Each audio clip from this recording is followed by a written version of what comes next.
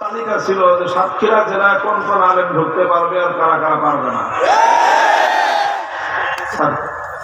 দুর্ভাগ্য বলেন অথবা সৌভাগ্য বলেন, সেই হিট লিস্টে আমার নামও ছিল, যার কারণে দীর্ঘ প্রায় এক যুগ ধরে সাতক্ষীরা এলাকায় আমরা প্রবেশ করতে পারি নাই, আসলেও কথা বলতে পারি নাই।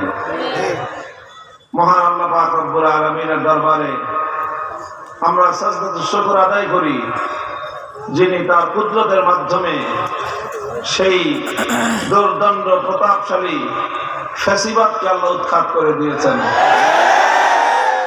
কাজেই বাংলাদেশের সকল মানুষের যদি একটা সাজদা আদায় করে, সাতক্ষীরার মানুষের অন্তত দুইটা সাজদা আদায় করা দরকার।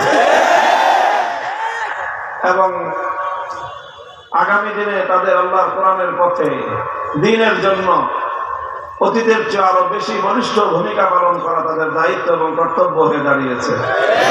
আল্লাহ পাক রব্বুল আলামিন সাতক্ষীরার মাটিকে ইসলামের ঘাঁটি হিসাবে আল্লাহ আরো জবরদস্ত ভাবে আল্লাহ কবুল করেন।